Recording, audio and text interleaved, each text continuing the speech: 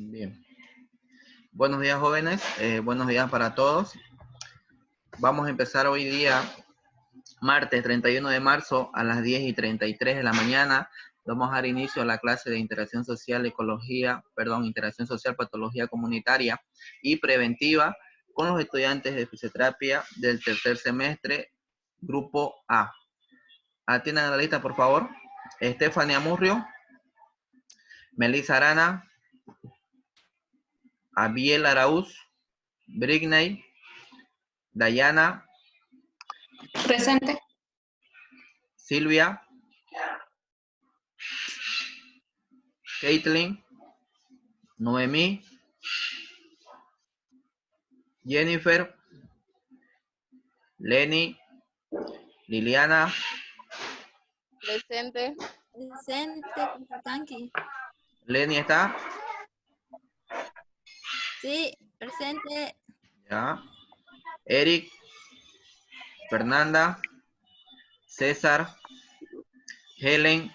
Sí. Presente. César igual, ¿no? Sí, sí. Angélica, Valeria, Marielvi, Fabiana Molina, Nicole, Rachel, Tatiana, Jesús, Alfredo, Fabiana acaba de ingresar, Molina, Renato, Marianela, Presente. Brian, Ana Paula, Presente. Josué Pérez, Presente. Moisés, Presente. Jacqueline, Andrea, Denise Quiñones, Presente. Raquel, Dayana Rodríguez, Luis Rojas, Presente. Natalia Ruiz, Rodrigo, Isaí, Presente, Licen. Josué Salvatierra, Oscar, Presente, Derán. Elivania, Romina, Emily, Dicen Elivania presente. Emily también, ¿no? Sí. Bien. Acaba de ingresar. Dice, Dígame. yo, ¿Quién es usted? buen día. Copa Apellido. Copa del Castillo. Jennifer. Sí.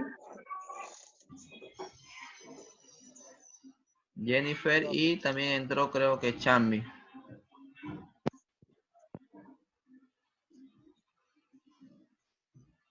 Silvia.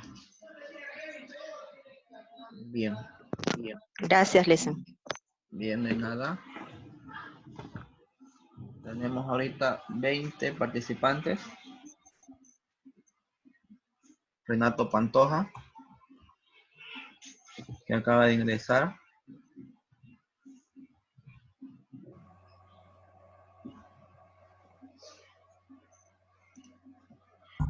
Bien, después guardo la asistencia ya para los que vayan ingresando. Bien, joven, ahora solamente le pido silencio, que puedan desactivar sus micrófonos todos para que podamos escuchar la clase. Dudas que tengan o preguntan, pueden activar su micrófono y pueden preguntar cualquier duda o pregunta que ustedes tengan o alguna experiencia sobre esto. Bien.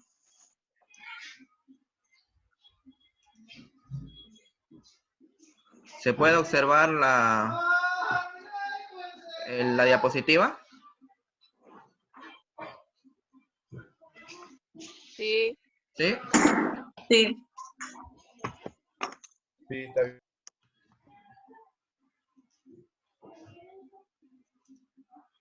Bien. Se borró mis camaritas, mis cuadraditos. Yo no los puedo observar. ¿Ustedes me observan?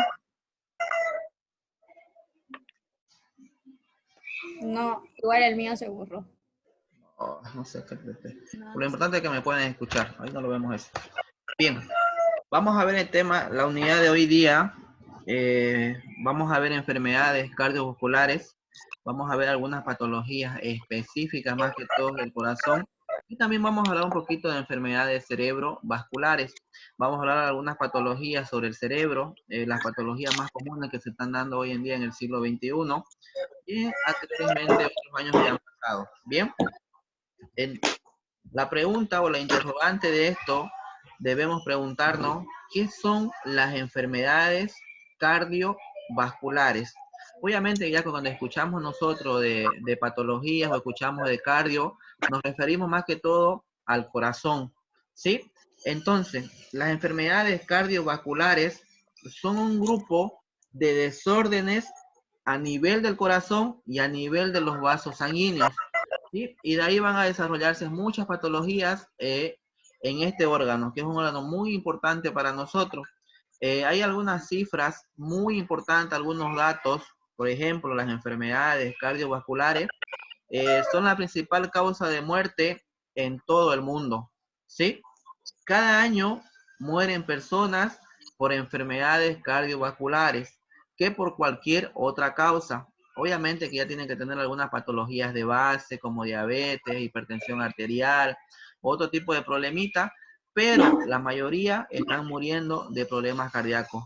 Y hoy en el siglo XXI también siguen habiendo muchos problemas a nivel del corazón y a nivel del cerebro. Obviamente que vienen por muchos factores, ¿no? Eh, Otras causas que la vamos a ir desarrollando, la vamos a ir viendo más adelante. Los tipos de enfermedades cardiovasculares, los tipos de enfermedades a nivel del corazón, vamos a desarrollar hoy en día en esta clase, vamos a hablar solamente de 4 tipos de enfermedades cardiovasculares. La primera patología, la que nosotros vamos a ver, son las cardiopatías coronarias. Vamos a hablar de enfermedades cerebrovasculares, que para mí esta es muy importante para desarrollar, para ver. Vamos a hablar también de cardiopatías congénitas. Vamos a ver si es hereditario o no, o si el bebé nace con algún problema a nivel del corazoncito. También vamos a ver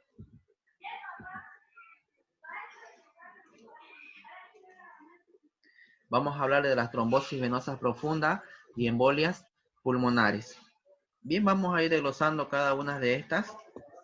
Cuando hablamos de cardiopatía, de cardiopatías coronarias, nos referimos netamente al corazón, ¿sí?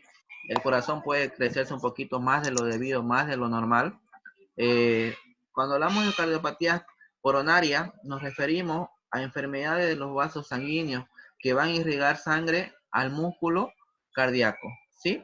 Y esto va a presentar alguna alteración y nos puede llevar también a desarrollar un infarto del miocardio, ¿sí? Veamos las enfermedades cerebrovasculares. Cuando hablamos de enfermedades cerebrovasculares, estamos hablando ya de patología propiamente del cerebro. No se olviden que el cerebro presenta 2 hemisferios, ¿sí? Un hemisferio izquierdo y un hemisferio derecho. Puede ser que presente una arteria, un trombo, un coágulo de sangre a nivel del cerebro y que me pueda provocar un derrame cerebral. Y las causas, pues a esto se deben muchos, ¿no? Muchos factores. Una de las causas puede ser un ACV, ya sea un accidente cerebrovascular hemorrágico o un ACV o un accidente cerebrovascular isquémico. Todo esto nos va a llevar a desarrollar una hemiplegia que hoy en día se está dando bastante en este siglo, pero las enfermedades cerebrovasculares son un grupo de enfermedades caracterizado por la presencia de sangre que van a irrigar sangre al cerebro, ¿sí? Las enfermedades cerebrovasculares, en otras palabras, son enfermedades de los vasos sanguíneos que irrigan sangre a nivel del cerebro. Acá tenemos otra lámina. Tenemos las cardiopatías congénitas, que son un grupo de enfermedades caracterizados por la presencia de alteraciones estructurales del corazón. Estas van a ser producidas durante el periodo embrionario, es decir, que esto puede ser que si mi mamá o mi papá tenga un problema a nivel cardíaco, también yo pueda desarrollar algún tipo de problema y pueda nacer con alguna patología cuando yo nazca, ¿sí? Esto puede ser hereditario o si alguien en la familia tiene esta patología, pues seguramente que lo vamos a desarrollar. Tenemos las trombosis venosas profundas. Estas trombosis, por lo general, son coágulos de sangre. Cuando hablamos de trombos, trombo significa o es coágulos de sangre, ¿sí? Pueden ser en las venas, en las piernas, más que todo en tren inferior. Por ejemplo, aquí presentamos nosotros, en este ladito acá se pueden observar, donde estoy resaltando, esto es un trombo, ¿sí? Es un coágulo, esto es un trombo, es un coágulo de sangre, ¿lo ven? Estoy haciendo una línea, ¿sí? Y más que todo se da en tren inferior, más que todo en las varices. Ustedes se van a dar cuenta de una varice cuando lo denoten, cuando estén bien gruesas esas varices. Y peor si yo hago algún tipo de tratamiento, hago algún tipo de terapia manual. En otras palabras, si hago masoterapia, por ejemplo, hago masaje, se van a desprender esos trombos, se van a desprender esos coágulos, ¿sí? Pero no se desprende todo el trombo, no se desprende todo el coágulo, sino se va a ir desprendiendo solamente una pequeña porción del coágulo, ¿sí? Y ese coágulo puede alojarse al pulmón y provocarme una embolia pulmonar, que también a la larga me va a matar. Puede ir a alojarse al corazón, que me va a provocar quizás un ACV isquémico, o también puede ir a alojarse, porque esto viaja a través del torrente sanguíneo, no se olviden, a través de los vasos, a través de las arterias. Entonces, ese coagulito que se desprendió de esa vena puede ir a alojarse al cerebro y luego permanece ahí, pero en cualquier momento ese coágulo o ese trombo puede reventar, sí provocarme una hemorragia. Entonces me va a provocar un ACV hemorrágico que para mí va a ser la muerte. Es algo grave, tienen que abrir al paciente el cráneo, hacer una limpieza, operarlo. Y estos pacientes más que todo es difícil que puedan salir de terapia intensiva. Pacientes que operan a nivel del cerebro o problema cardíaco, casi son siempre que van a terapia intensiva, ¿sí? Acá la vida casi no depende mucho de los médicos, sino más que todo depende de la mano de Dios. Pero el trabajo para nosotros más adelante o después de que ha sido intervenido quirúrgicamente, nosotros tenemos que intervenir, tenemos que actuar y hacer nuestro papel, ¿sí? Como fisioterapeuta, como rehabilitadores, como kinesiólogos, si ustedes quieren, o como psicomotricistas. Entonces, el trabajo después de esto, para nosotros, es bastante, ¿sí?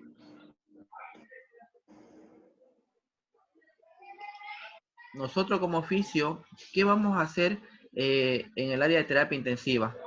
¿Sí? El trabajo es bastante. Veamos cuáles son las causas que nos van a llevar a desarrollar estas enfermedades cardiovasculares, estas patologías a nivel del cerebro o estas patologías a nivel del corazón. Una de las causas que nos va a llevar a desarrollar esta patología son las personas que fuman bastante, el tabaquismo, ¿sí? Si no fuman, por ejemplo, un cigarro, 2 cigarritos al día, o decimos que no fumamos, pero nos gusta ir a bolichar, no se olviden que en el boliche hay bastante personas que fuman cigarros, pero también nosotros nos convertimos en fumadores pasivos. Entonces, ¿quiénes son más graves o más propensos a desarrollar esto? Son las personas que fuman bastante cigarros. Y si no fumamos y si salimos a bolichar, también estamos expuestos a eso, ¿sí? Entonces, debemos cuidarnos un poquito. Tenemos personas que, por ejemplo, la obesidad, que también es una causa o un factor muy importante que nos va a llevar a desarrollar enfermedades cardiovasculares o también nos van a llevar a desarrollar enfermedades cerebrovasculares, ¿sí? Y todo esto viene acompañado también del sedentarismo. Por ejemplo, personas que no les gusta realizar actividad física, que están en su casa sentados todo el día o están en su casa todo el día echados mirando TV. Entonces, si no realizamos actividad física, también somos propensos a desarrollar estas patologías cardiovasculares. Entonces debemos realizar un poquito de actividad física, pero debemos saber qué tipo de actividad física debemos realizar nosotros o cuando consideramos que una actividad o un deporte decimos que es actividad física. Por ejemplo, si yo solamente me gusta ir a hacer deporte a los fines de semana porque no tengo más tiempo por el trabajo o otras cositas, otros detalles más, entonces yo voy con los amigos un sábado, voy un domingo y solamente hago deporte entre 20 a 25 minutos y digo que ya estoy haciendo actividad física, me estoy mintiendo. Eso no se considera actividad física. ¿Cuándo se considera actividad física?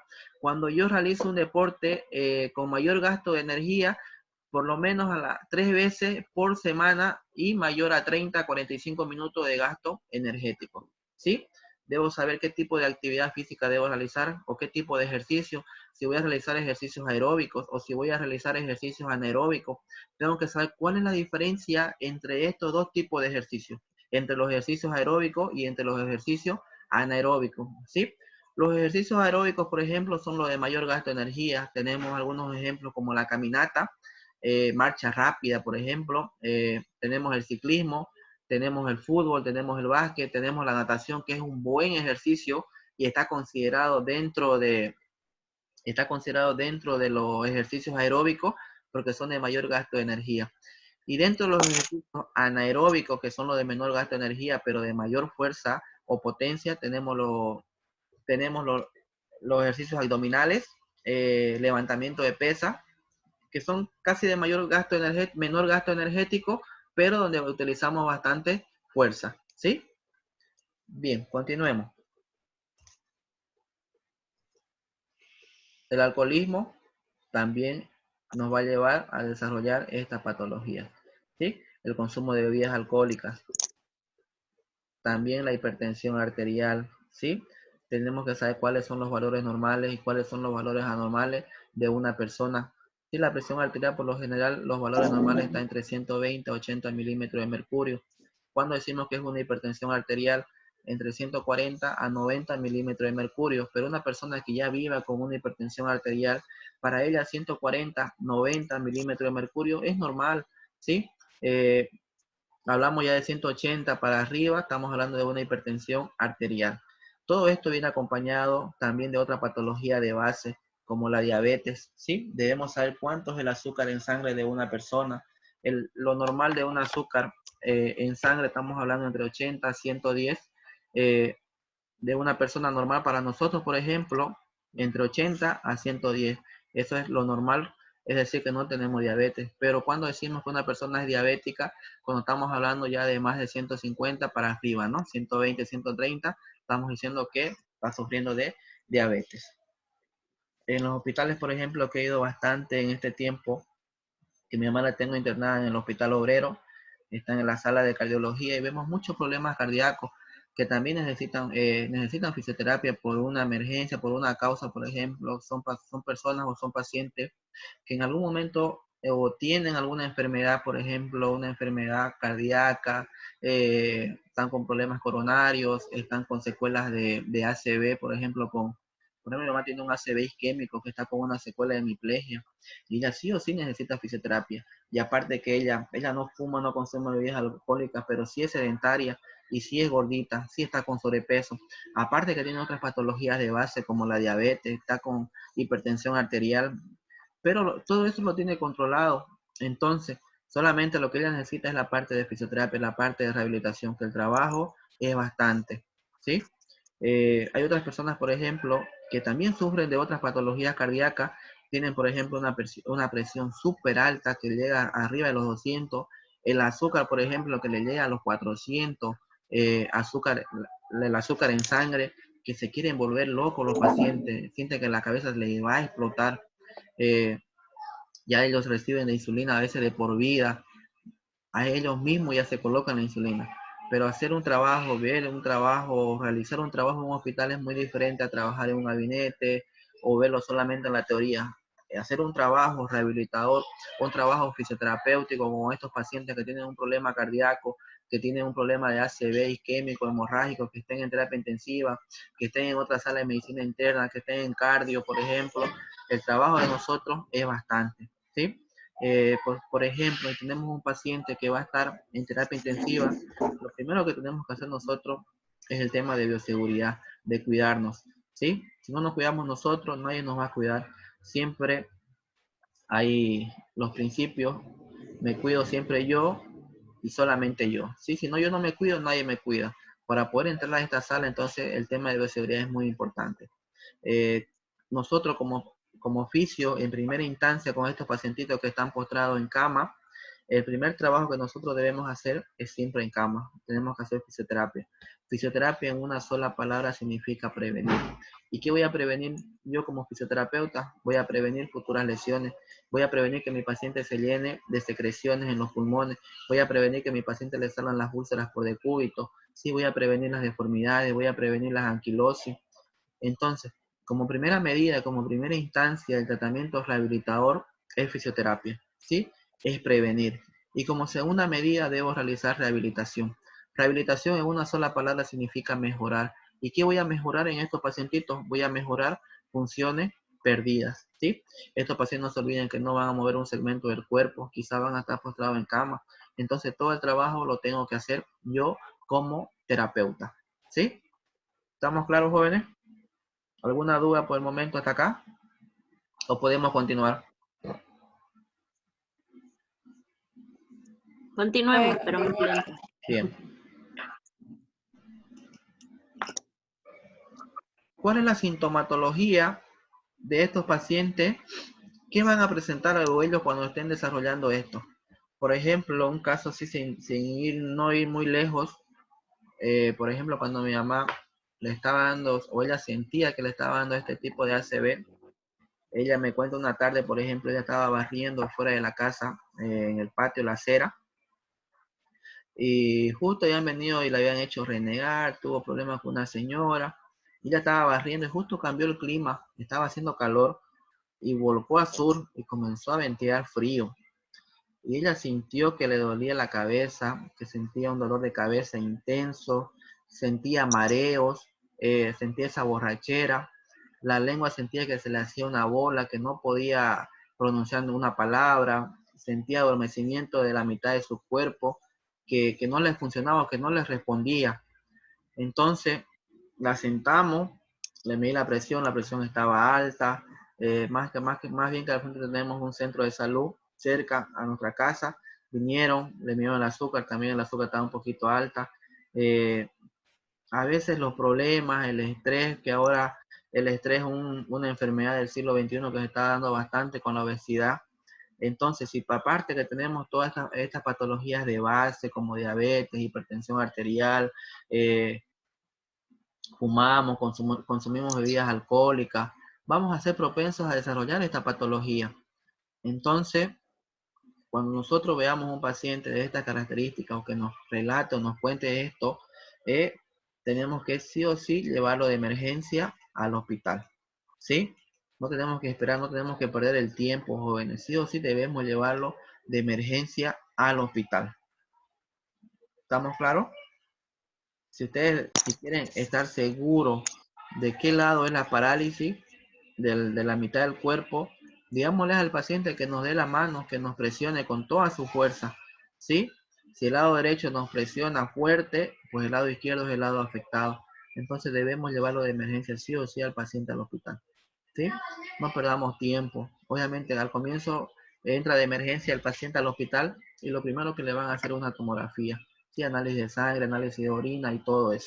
En la tomografía, durante los primeros 3 días, no se observa nada, ni un coágulo de sangre, nada. Por lo general, el coágulo aparece a los 3 días. Después, y piensan los neurólogos que el paciente está bien y que le quieren darle alta y que se vaya a casa. No, esperemos, después de los 3 días, se vuelve o se manifiesta recién el coágulo de sangre. ¿Sí? Vamos a observar en qué parte del cerebro se manifestó ese coágulo de sangre o ese trombo. Puede ser que se haya manifestado en algún lóbulo, en el lado del hemisferio derecho o en el hemisferio izquierdo. Puede ser que esté a nivel del bulbo raquídeo. Por ejemplo, cuando hay un coágulo a nivel del bulbo raquídeo, me va a afectar más que todo la parte de la coordinación, el habla y la deglución. Un paciente que ustedes observen que presente un coágulo de sangre a nivel del bulbo raquídeo en la parte occipital, el paciente por lo general no puede deglutir, no puede comer nada sólido, solamente líquido, aparte que se ahoga con la comida, con la sopita o con el agua, se ahoga. Entonces tenemos que trabajar debemos trabajar mucho la parte del habla, los músculos del cuello, la parte de los músculos yoides, el esternocleidomastoideo. Mucho se trabaja la parte del cuello, se estimula bastante. Estos pacientes también pierden la facilidad de hablar, no se le entienden mucho las palabras, no tienen una buena coordinación en las palabras, ¿sí? no se le entiende mucho, le cuesta hablar, le cuesta pronunciar las palabras. Entonces son como unos niños, tenemos que hacer un tratamiento casi desde cero. Y estos pacientes también, la parte sana, no se olviden que la hemiplegia a veces, porque estos van a llegar a tener una hemiplegia sí o sí, y la hemiplegia es la parálisis de la mitad del cuerpo. Quizás pueden mover algo, quizás no. Cuando hablamos de hemiplegia, hablamos de una parálisis total de la mitad del cuerpo, ¿sí? Pero el otro lado sano, ellos pueden mover completamente. Yo le digo, levanta una pierna y el paciente lo levanta. Levanta una mano y el paciente levanta. Presiona y presiona. Mueve para un lado, lo mueve. Pero digámosle que se toca una nariz, la coordinación afecta bastante. Yo le puedo decir a mi paciente que se toque con la mano derecha la nariz y el paciente en vez de tocarse la nariz, viene y se toca la oreja o se da un manazo porque pierde la coordinación. No hay mucha coordinación. Le digo que levante una pierna y el paciente mueve, pero hace esto y comienza a mover el pie para todos los lados. Entonces debemos trabajar bastante, no solamente el lado afectado, sino debemos trabajar también el lado sano, ¿sí? Hacemos un tratamiento global más que todo. Hacemos un tratamiento, aquí se trabaja con un equipo multidisciplinario, sí o sí. Debemos trabajar con los médicos, debemos trabajar con los terapistas intensivos, debemos trabajar con las enfermeras, debemos trabajar con el psicólogo, debemos trabajar con otro oficio. No se olviden que no solamente nosotros no hacemos la parte rehabilitadora, hay otros especialistas también que son terapeutas ocupacionales que se van a encargar de la terapia ocupacional. Más que todo, como la psicomotricidad fina y la psicomotricidad gruesa, hacen ese trabajo. Que ustedes esto ya lo vieron en el anterior semestre en psicomotricidad. Tenemos otros terapeutas que son especialistas en la logoterapia, que van a venir solamente se van a dedicar a trabajar el tema del habla, ¿sí? Pero a veces no hay, ¿no? No hay especialistas que sean, que vengan y trabajen. Acá nosotros lo hacemos de psicólogo, lo hacemos de terapeuta ocupacional, lo hacemos de logoterapeuta, lo hacemos de rehabilitador, lo hacemos de todo. Entonces, el trabajo más que todo, jóvenes, depende de nosotros. No se olviden que estos pacientes algún día van a salir del hospital, les van a dar de alta, le van a decir que se vayan a casa. Entonces, ¿quiénes van a ir a trabajar con estos pacientes? Somos nosotros, son ustedes. Si ustedes están haciendo ese internado en un hospital y van a hacer el seguimiento con un paciente, un trabajo, porque lo van a mandar a piso, lo van a mandar a sala, ustedes van a ir a trabajar a terapia intensiva, van a ir a tener un paciente en cardiología, van a ir a tener un paciente en medicina interna, en neumología. Entonces, estos pacientes les van a dar de alta, pero necesitan todavía un tratamiento rehabilitador en casa. No se olviden que el tratamiento que se le hace a estos pacientes no es a corto plazo ni a mediano plazo. Estamos hablando de meses, estamos hablando de años. El tratamiento es a largo plazo. Entonces, ¿quiénes van a ir a hacer su terapia? Yo voy a ir, yo no voy a ir otro profesional porque le van a cobrar caro. Van a ir ustedes como internos, como estudiantes todavía, donde van a empezar a ganar su dinero. Entonces, el trabajo lo tienen que hacer ustedes, ¿sí? Pero si nosotros nunca vimos o no nos interesó cómo trabajar con un paciente de estas características, un paciente con un problema cardíaco, un paciente con un problema a nivel del cerebro, ¿qué voy a hacer yo? Si a mí nunca me enseñaron a trabajar en un paciente hospitalizado, si nunca me enseñaron a trabajar con un paciente en cama, nunca entré a una sala de terapia intensiva y vi un monitor y está llenito de cable, está con sonda y está con vía, ¿qué voy a hacer yo? Y ahí van a hacer las interrogantes y las preocupaciones para ustedes. Yo sé que este paro está afectando mucho, pero estamos en casa todo el día. Pongámonos a leer un libro, ¿sí? No nos quedemos con lo que nos dice el docente por la plataforma o por vía online o por estas clases a través del Zoom, ¿sí? Leamos, veamos cómo es la cosa. La realidad en un hospital es otra. Yo que ando en contacto hoy en día mucho de ir al hospital, voy y vengo. Estoy llegando del hospital, he llegado a las 10 y veo cómo es el trabajo y también trabajo con algunos pacientes que hay en el hospital. Trabajo con mi mamá, hay otros pacientes que necesitan fisio, pero no van los fisioterapeutas de piso, no van los fisioterapeutas que trabajan en ese hospital. Y termino haciendo el trabajo, lo termino haciendo yo. Piensa que yo soy el que trabaja ahí, pero no les cobro nada, pero sigo trabajando con esas personas. No todos los días, pero cuando voy a ver a mi mamá, trabajo aparte con mi mamá y trabajo con esos pacientes que también, si es que están ahí y necesitan fisioterapia, trabajo. No es que me esté pasando por encima del hospital, por encima de las autoridades, pero el trabajo es lamentable. He visto muchos fisioterapeutas profesionales que ya tienen la matrícula de doctor, que trabajan en esos hospitales y que son una eminencia supuestamente. El trabajo que hace es lamentable.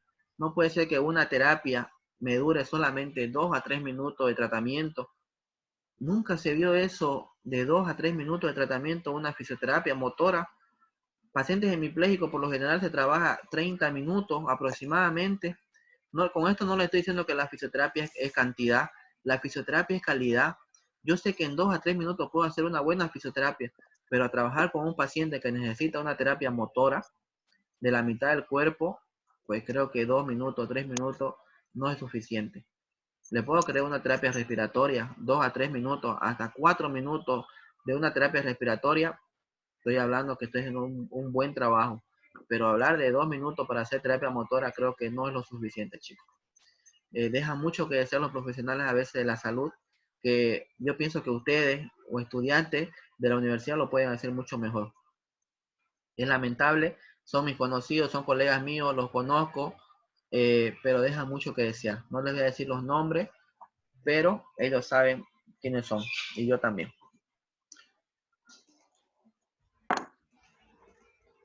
Bien, el tratamiento entonces fisioterapéutico que nosotros vamos a realizar con estos pacientes, más que todo es terapia motora, ¿sí? Kinesioterapia. Y la kinesioterapia es el tratamiento a través del movimiento. No se olviden que primero tenemos que empezar con movilizaciones pasivas. Todo el trabajo lo tienen que hacer ustedes, no el paciente, porque el paciente no se mueve, no puede mover su extremidad, no puede mover un segmento, no puede mover un dedito. Entonces todo el trabajo lo hacen ustedes. Tenemos que trabajar la parte de los pulmones. No se olviden que esos pulmones a veces están mucho tiempo postrados en cama, estar sentados, se van a llenar de secreciones. Entonces empezamos a hacer terapia respiratoria con estos pacientitos.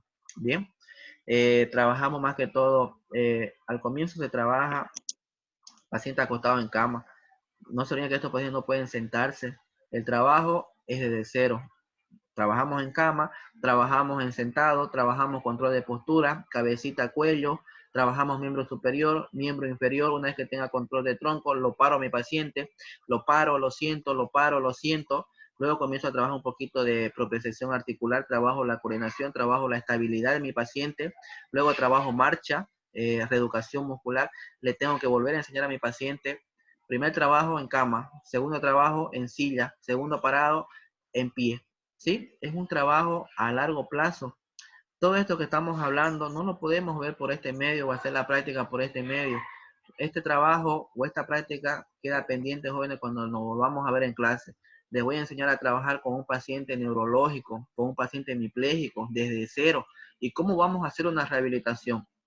Pues si se puede, pues belleza, ver a un paciente real, cómo empezamos a trabajar con un paciente real, porque no es lo mismo hacer una práctica entre nosotros, que ustedes se ayuden y se levanten entre ustedes a hacer un trabajo o una práctica con un paciente real, con un peso muerto.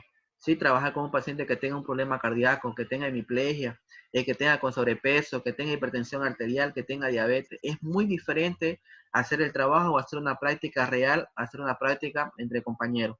Pero lo vamos a hacer en clase, lo vamos a hacer no en gabinete, pues quizás lo vamos a hacer allá en la Alameda Potosí cuando esto se solucione. Es una materia muy, muy importante, un tema muy importante para mí. Creo que esto debemos saberlo muy bien. Debemos, aparte de la teoría, debemos saber la práctica más que todo, cómo trabajar con estos pacientes de estas características. Para mí, el que sepa dominar estas cositas, problemas cardíacos y problemas del cerebro, y hacer la parte rehabilitadora y la parte motora y la parte respiratoria, creo que vamos a ser buenos profesionales y buenos fisioterapeutas. Bien, jóvenes, aquí hemos terminado la unidad. No sé si ustedes aquí tienen alguna pregunta, alguna duda antes que se corte, porque tenemos 1 minuto y medio.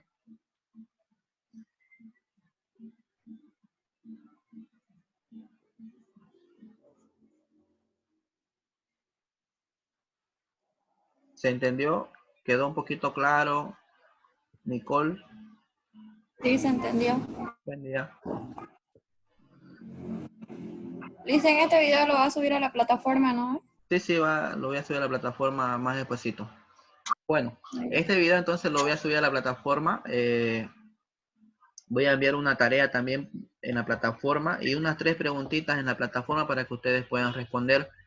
Si lo subo en la tarde, el cuestionario lo van a responder el día de mañana. Sí, porque no todos van a poder entrar hoy día.